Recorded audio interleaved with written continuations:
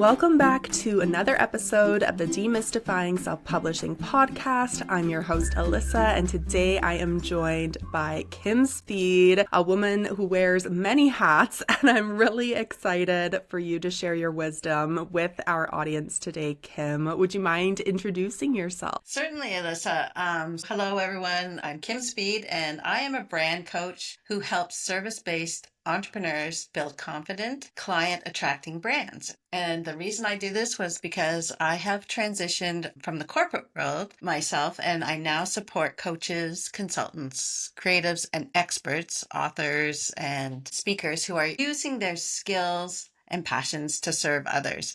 And I help them by clarifying their brand message and helping them build a strong identity so that they can confidently show up and attract the right clients.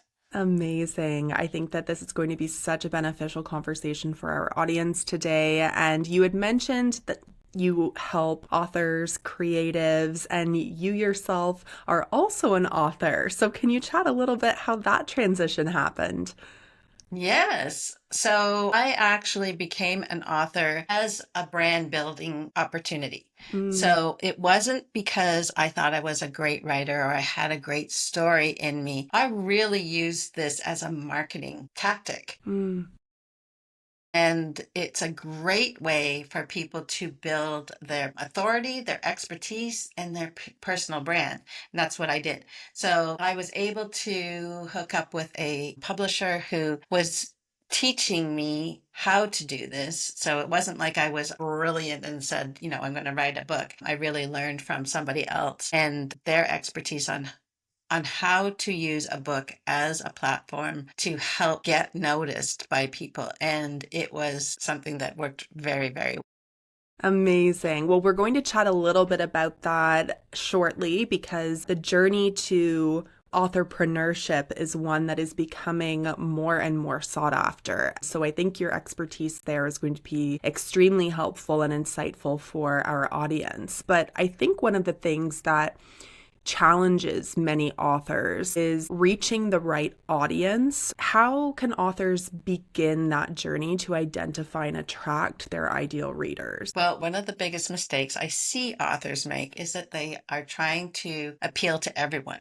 When you're writing a book, it's like you think everybody could benefit from it, and probably everybody can, but the truth is you can't speak to everybody. If you do that, you're really going to connect with no one. So finding your niche really starts with understanding who your book is truly for. So think about the readers, their lifestyle, their struggles. What are their dreams? And what keeps them up at night? What transformations are you trying to make for those people?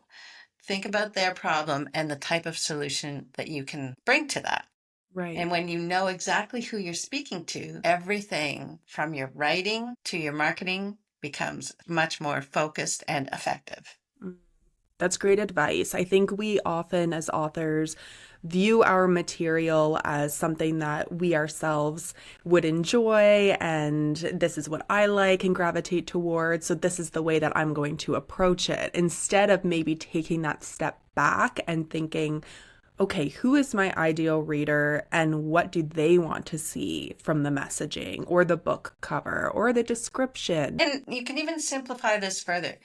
Just like you said, you're writing it because it's something that you're passionate about or it's helping you or it helped you. Then think about the people that are similar to you. They're probably your ideal audience, or your ideal reader is somebody that's maybe, what you were previously. Right. Whether it's a year, it could even be months. Right. That you're just ahead of them a bit, or it could be that, it's many years.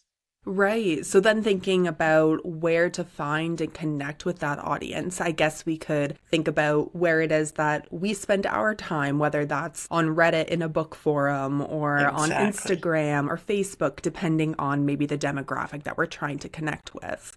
Yes. Where were you hanging out before? Where were you looking? Right. What kind of places were you looking for answers? Okay, that's a great perspective and one to definitely keep in mind. Now, you have helped many businesses become visible to their ideal clients, and as you mentioned, you have seen some mistakes along the way that business owners or entrepreneurs have made when it comes to branding, when it comes to marketing. Is there a top mistake that really kind of jumps out at you or differentiates those who are successful in building a personal brand versus those who struggle with it? I would say one of the things that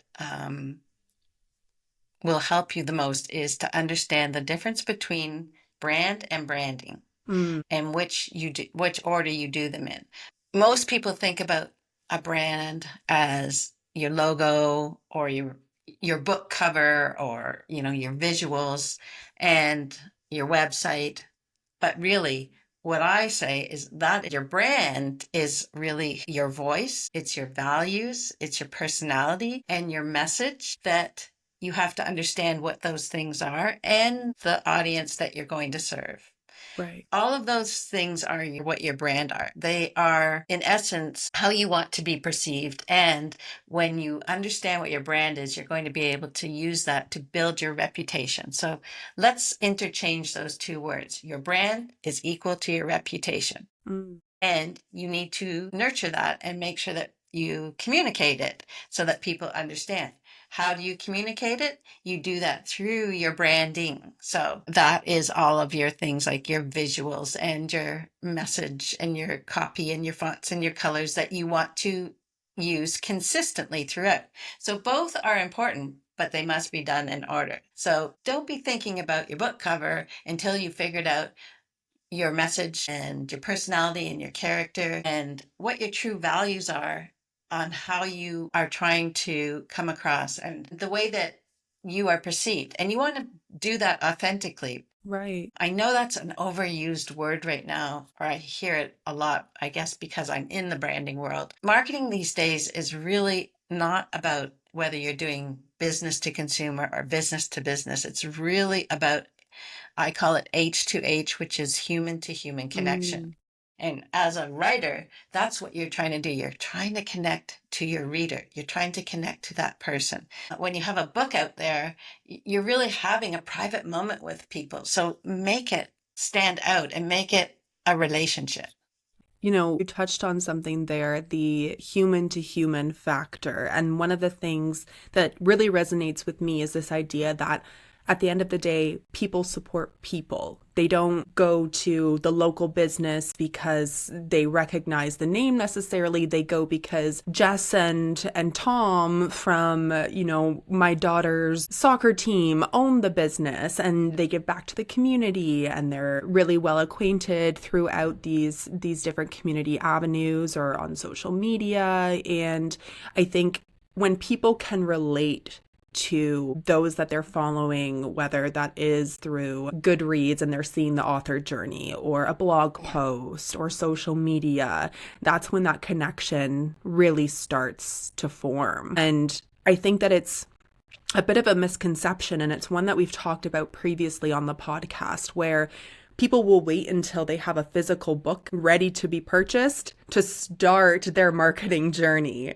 Can you chat a little bit about that and the importance of beginning the journey sooner? I would have made this mistake as well, Yeah. but I followed my book coach. And one of the biggest things that helped me and that I had to understand was you are an author before you have written the book. Mm, So you need to start to share that with people. And one of the things that I did was go out and say, I am the upcoming author of. mm, And you did two things. It made me have to write the book. So right. Held you it was, accountable. it did. And made me confident. Plus I could also hear responses from people on what they thought and I would get feedback. So it was a two-way conversation at that point. But Mm, really, you cannot write the book and just go out there and say, all of a sudden you've written a book. You have to start to build your brand, get people to be interested in who you are, know about you. And you touched on something really interesting. It could be more than just what you're going to write about in the book. People want to know about you personally. Mm-hmm. If you're involved in nonprofits or the community in some way, you don't have to tell everything, but people like to know a little bit about who you are and what Definitely. you stand for. And some of that is bringing those personal stories in. Mm-hmm. I love to always talk about how I actually became an entrepreneur. And one of the things is it was completely accidental. I was actually in the last recession given the opportunity to not have a job anymore. Oh my goodness. Yeah. I was a creative director. I worked at a small agency and we lost a huge client and there was a big layoff. And I just assumed I was going to go find another position. Mm-hmm. But during that time, I got to spend more time at home with my kids, more time than I ever have before. There was a calmness that came over my life that I Right. hadn't had because I wasn't rushing out in the morning. I wasn't trying to rush home at night, trying to make meals, take kids to activities. It felt like my hair was on fire for 5 days of the week. Yeah. So it gave me the opportunity to see what life was like without rushing to a corporate position every day downtown. Mm. So when I had that was when I decided to change how I was going to do things. And I hung my shingle out and said, I am in business. I will not say it was a smooth ride all the way, but here I am today still. That's an incredible story. And it's one that, speaking about living authentically and sharing the authentic journey and story and the hardships and the ups and downs. And that is really a true example of that, of being open, of sharing some of the more vulnerable parts of that career journey. And many people, of course, were impacted by the recession. I had a very similar journey just prior to COVID, with also having the opportunity to no longer be employed and pursuing running my own business, and then eventually writing a book with the birth of my first daughter. And through that experience, I really learned about what people are interested in consuming and how invested they become in your journey when you're willing to share. My daughter was born, she had torticollis, which is a damaged muscle essentially in the neck, so they can't turn their head full range of motion. And because of that, she spent a lot of time laying on the one side of her head, which then caused flattening, some facial asymmetries, and she ended up, after graduating from physical therapy, needing to wear a cranial helmet. And so it was through that process that I was inspired by the lack of information that was out there to chat about our journey and to take them to the appointments and share the scans. At that point, I realized there's something greater here. This is something that impacts many families, but that many families don't talk about. And so I chose to write a book about it. And I think that the motivating factor for many authors is very personal. Some people do it to educate, some do it to inspire or connect or to leave a legacy. And, talking about that need for people to resonate and to understand and to really want to continue following that journey, I think is a great way to have people rooting for you along the way. And it's not possible to start it too early when it comes to building that community and building those relationships. And I know how difficult it is too. So there's going to be people that say, I can't do that. I don't want to share with people. I don't want people to know. And you know what? You can decide how much you want to share or don't share, and how much of other people in your life you want to bring into your story. I will tell you though, I felt similar. I didn't, especially because I came from corporate, and when you work for a company, you don't share your dirty laundry. You look like you're pumpkin pie perfect as someone.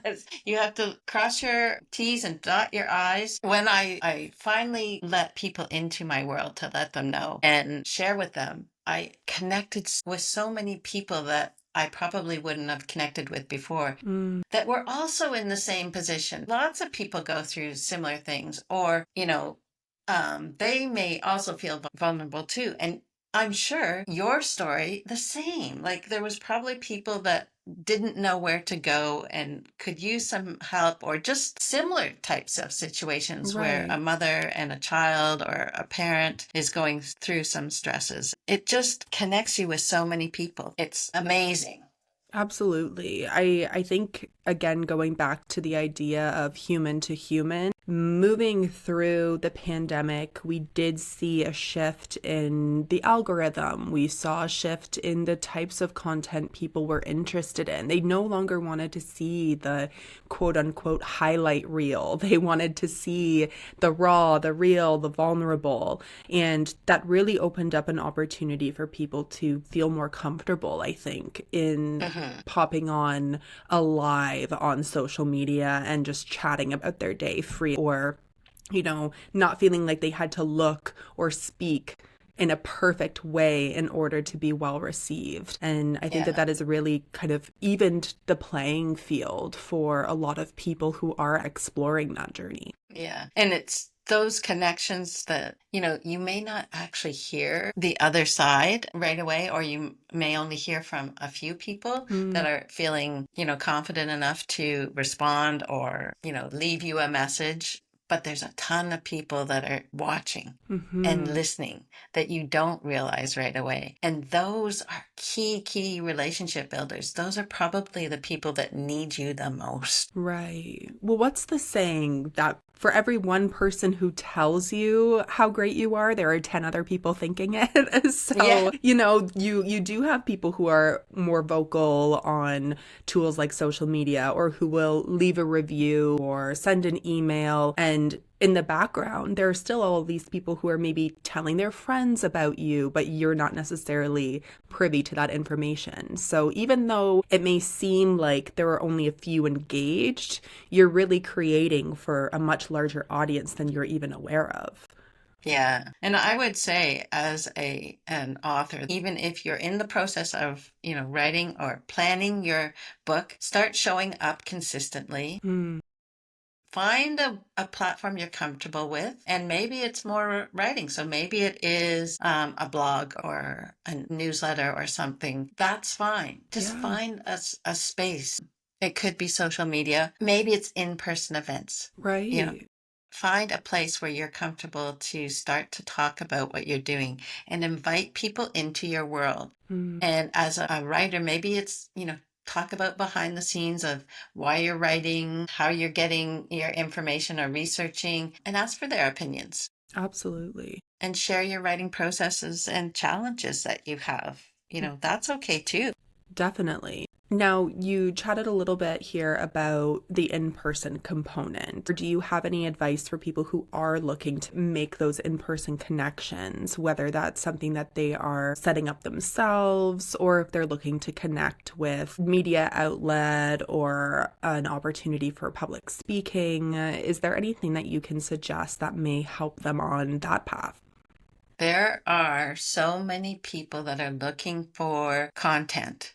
They're looking for experts to come into their community and talk. So there's probably more right under your nose than you realize. Mm, They could be local community, but think about it now. In person now is also online, just like we're doing right now. yeah. So your reach is global at this Mm-hmm. point.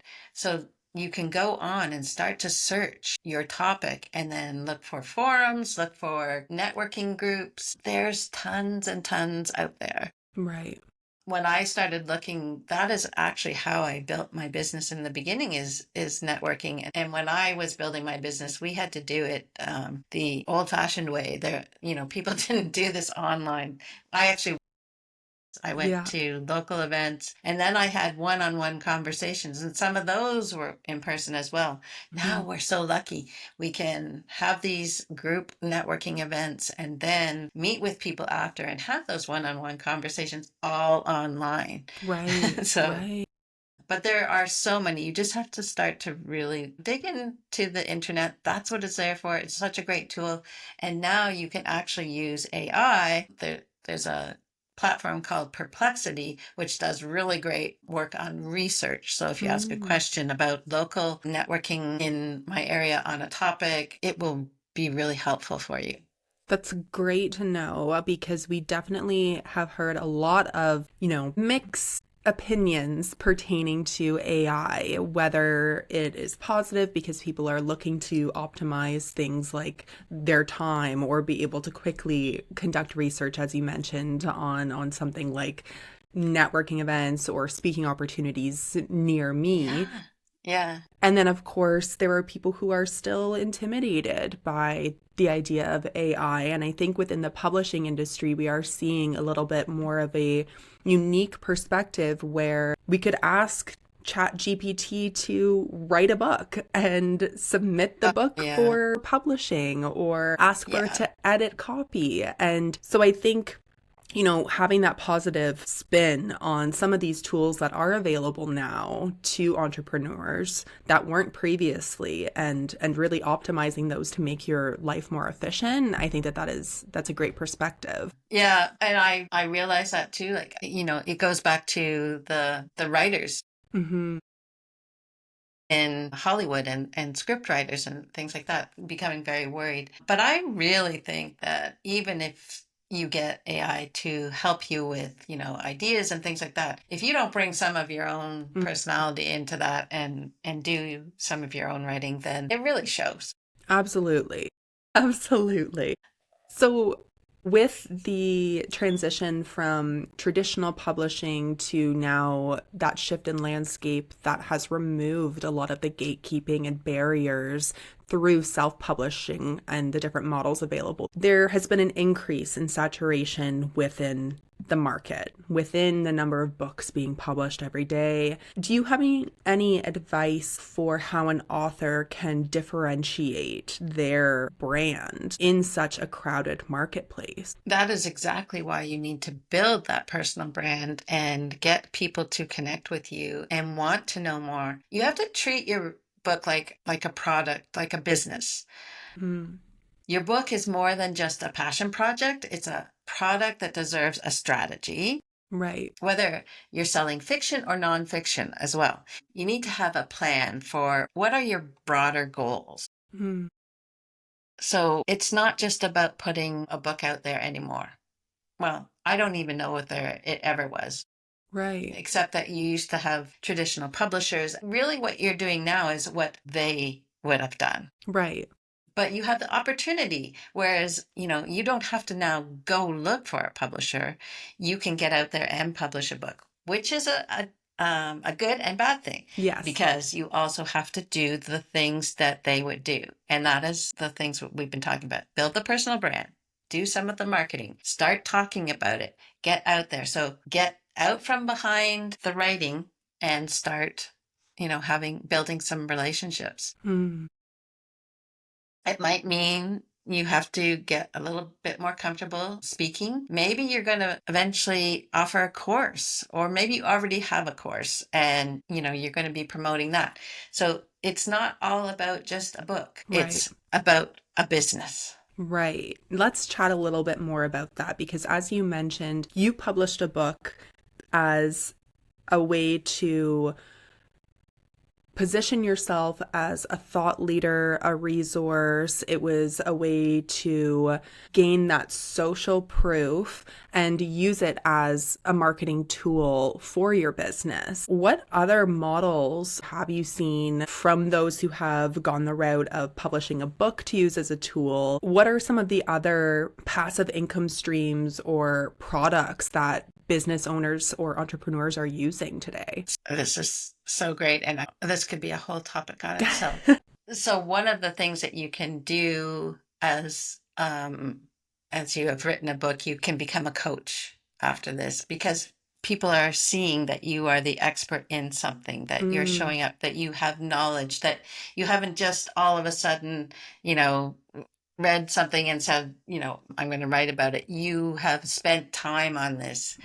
So you coaching, courses, training, you can become a speaker, and you can become a paid speaker even. Right. But I want to tell you about something that is completely crazy that I did that I would have never thought about. I did, and it worked really, really well. Is when I was researching, I wanted to get interviews with some people that I might not have had the attention of, and that was well-known business owners. Mm, So what I did, remember I told you I went out and I said that I am the author of an upcoming book. yes. So when I did that, I would send emails or messages to these business owners, and it was enabled me to get these interviews because I said I was an author. They didn't care that the book wasn't written yet. Hmm. But why I'm telling you this is because it was another way to open doors, to get in there, to build my expertise. And some of these interviews actually turned into business opportunities. So Absolutely. I want you to think outside the box. It's not just about writing those words and sharing your knowledge. I know that you have passions. I know that it's really important to you. So don't keep it just in that little book.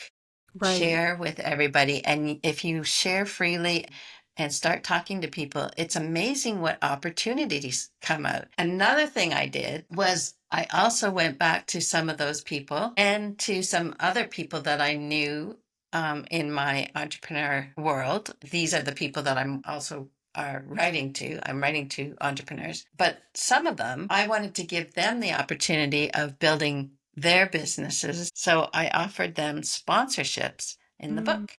mm, And that was another way to make some money ahead of time, which helped me to, get the book written and paid that's for.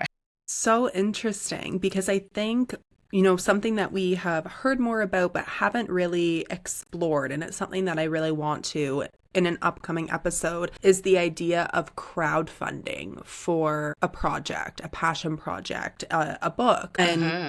really building the investment around a project ahead of time, building the interest from an audience ahead of time, and Yeah. almost the way that we see things like Kickstarter and how people get so passionate about specific projects or new activities or new product. And so you mentioning that you took that opportunity to provide another business with their own opportunity through visibility within your book to fund the project, I think is just brilliant.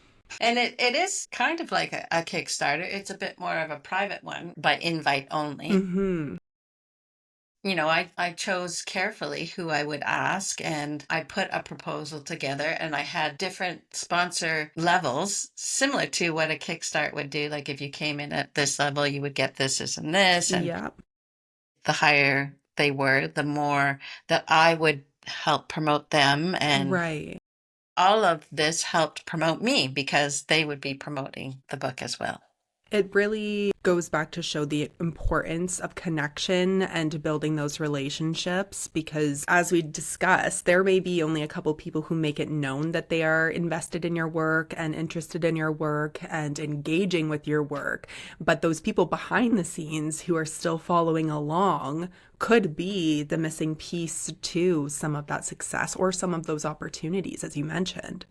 Yes, yes. And just having, other experts in the field, and especially if you can get in and talk to some of those ones that are well known and get some quotes from them, Mm, even that is really beautiful that you can start to share those little tidbits and that builds up that expertise again. And imagine if you could get those people interested in actually being involved and finding ways that is valuable to them. How can you help them? So, right. what value does this bring to them? Mm. And it's amazing what opportunities develop from that.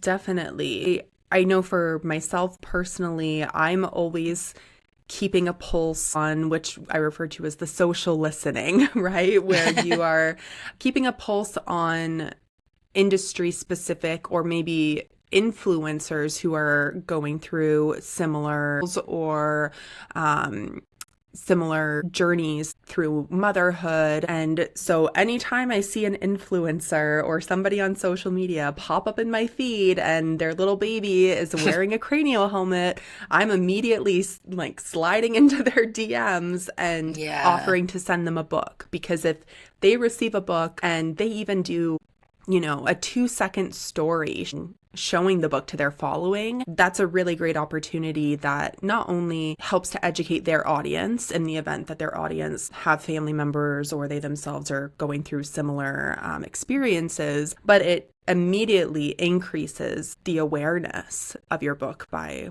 so many. And it really doesn't cost much to do, to just take the time to do your research and to reach out and to make those connections. Yes. And I have to say that I knew that I wasn't going to be making millions out of the sales of my book. Mm. And most people, unless you are working with like a New York Times best publishing company, it's not going to make you a millionaire. Mm-hmm. But so many opportunities came. So you can hook up with an event planner, say, somebody that needs a speaker, and say to them, you know, instead of paying me a fee, if you bought this amount of books that we could give out to the audience, Right. then it would cover a fee for me. So you're still getting compensated and your books are getting out there. Because Yeah. really what you want to do is get your books out there. Right. You want the exposure and the awareness. And that it also means sometimes that's giving the books away, like you said. Mm-hmm. I was more interested in having people have my book in their hands than actually how much they paid for it. Definitely. With that in mind, you're talking about big events and you're talking about some of these other ways that people can receive opportunities or seek out opportunities that come through that initial avenue of publishing a book. Now, for many authors, I think the idea of transitioning from an author to an authorpreneur, or, you know, the business side, is a little bit scary. And I think different people are motivated by different things. Not everybody is looking to publish a book and have their book become a tool for them in business or land them a speaking engagement. Some people are happy, you know, to gift it to a relative at Christmas time, and that's, you know, the extent of it.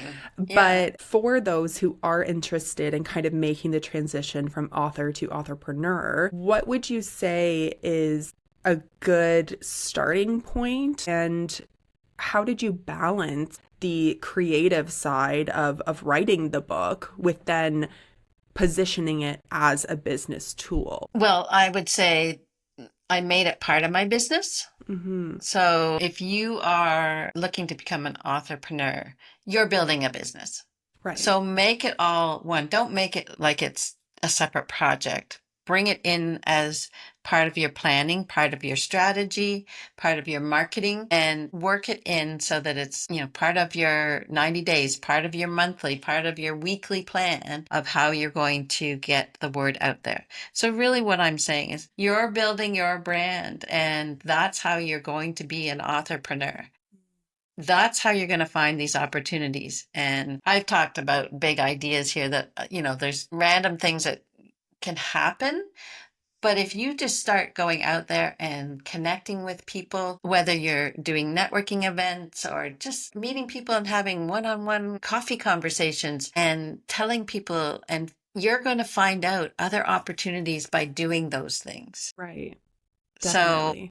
it'll help you build your strategy. You may not have it all planned out, but I want you to keep open, but I also want you to become visible. I think that that's really powerful and something that is good to be mindful of, because I think that the state of complacency is one that can be easy for people to fall into, or to think, my book is published and now my work is done. I can sit back and the sales are going to come, which is, of course, not reality. If we aren't talking about our books ourselves, nobody else is going to be learning about them. So putting yourself out there and building that brand from, really the beginning of your author journey is really imperative. Yeah. Now, there are, of course, so many different genres out there. Do you think that there are specific tactics or techniques that work better for some genres versus others? I do have to say that if you're a fictional author, it's obviously going to be a bit different than nonfiction. Nonfiction is more of becoming the entrepreneur, whereas fiction is a different type of business. But I think even as a fiction writer, there's communities where you can find your people that are interested in your topic and start to integrate yourself into that and become a really good listener to see how they communicate and how you can get involved in that. But for me, I think thinking of fiction versus nonfiction, and you're right in that nonfiction, I think, provides maybe some more obvious opportunities for the business side of authorship.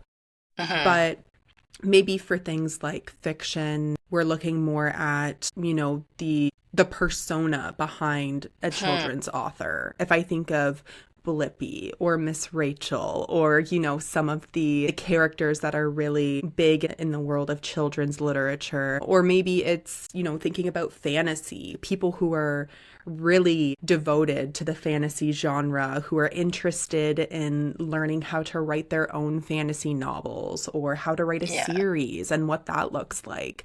So I think the opportunities may be a little trickier to sort through and figure out in terms of what opportunities are actually out there. But I definitely think that there's room for all of the genres and all of the authors to really work to get themselves out there as an authorpreneur. Going back to the idea of social media or any sort of platform where we are engaging with an audience, do you have any tips for authors who are wanting to continue to build that engaging online presence without feeling that they're constantly pushing the sale of their book or trying to sell? I would say, especially on social media, somebody called it 911. And that is go out there and put 9 pieces of content that is not selling to 1 piece that is, so 9 of just interest on your topic, and 1 on, I would call it education, that then leads to 1 that might be a direct sale. That's great. I love that. It's difficult sometimes to think of, one more thing to post and to not want to get too salesy or to feel too promotional. So that formula is a good one to be aware of. And engagement, Alyssa, is so key too. So go on and talk to people that have put comments or put posts out, because it's just as important to share your feedback to them. And that really helps you show up more in the community as well. Somebody that's supportive. That's a great point, because you're right. Engagement at the end of the day is a two-way street. I think that if we are just sitting back and receiving comments or personal messages or emails and we're not replying and we're not going and leaving a comment on somebody else's post or even just acknowledging that, what's the incentive for people to continue to show up and to continue to interact if we aren't going to recognize the effort that they're making by doing so? That's when it becomes a connection and a conversation, is when we return the engagement and it does become that two-way instead of a single-sided conversation. Yeah. Now, I've got one last question here, and it is under our segment, The Plot Thickens, which is a user-submitted question. For those who are not yet following us, please check us out at Tellwell Publishing. And I always put out a call on our stories asking for people to submit questions for our guest. So one of the questions has to do with how authors can leverage their personal stories and transition those into something like a nonfiction or business-oriented book. Oh my goodness. That's a wonderful question, and I think it's a wonderful place to start. This is exactly what people are looking for. People want to hear personal stories. They want to know if the author has actually been involved or done this or overcome something, had a challenge, just like yourself, Alyssa, with your daughter, and, sharing that and being vulnerable. That's going to build a better connection with your audience. And it's a way you're going to have nonstop content for not just your book, but also for building your personal brand on the platform of your choice as well. Right. No, that's a great point. And then the second question here is, you have, of course, done a lot, achieved a lot. You continue to offer services to help increase visibility for people who are starting or progressing through their journeys as entrepreneurs or business owners. What is the thing throughout this process that you have found to be the most rewarding? And in contrast to that, what has been the most challenging thing that you have encountered? The most challenging I'll start with first has been putting myself out there. So as much as I tell people to do this, I understand that it's not natural and the most comfortable thing for you to do all the time. I had to do it, and I didn't do it really well in the beginning because I was really uncomfortable. I'm actually an introvert. I call myself an extroverted introvert. So when I need to be, I can be extroverted, but then I love to have that introverted time. That's how I replenish. I can relate to that. I love people, but I also love my time alone, and that's okay too. But so getting out there and pushing myself to be visible, to speak in front of people, even if it's in the beginning, it was just getting up and, telling people what your name is and who you are and what you do. That was a challenge for me. So if people feel like that, if that is something that they think, oh my gosh, I can't do that, you need to repeat it. You need to show up and do it. And you start to get more comfortable with it. It doesn't mean that you're ever going to be like superstar, Hollywood star. That's okay. Because that is going to be what people admire about you as well. Right. That you're up there and that you're sharing vulnerably. Right. The most rewarding, I love seeing other people meeting their goals, having success. I didn't ever, like, when you work in corporate, you're working for a big brand, so you don't have that emotional connection. Right. When I started working with people one-on-one, and I remember the first small business I worked with that actually, she reached out to me and I was like, can you help? And to be able to bring some knowledge and expertise that actually made a difference for her in her business and see her grow, that was like amazing. That just sounds so fulfilling. And to be able to continue to help businesses and help them grow and find their successes has got to just be the best feeling. It was. It remains the best thing still. Well, thank you so much for being here today, Kim. I really appreciate you taking the time. I know that our audience is going to thoroughly enjoy this episode. Where can people follow you and learn more about you? Well, I'm definitely on LinkedIn if you want to connect with me there. Kim Speed on LinkedIn. You can also check out my website at purplemoon.creative.com. So, and then you can also from there find all of my other connections. Amazing. Thank you so much for being here today. And for those listening, please be sure to subscribe on Apple Podcasts, Spotify, or wherever you listen.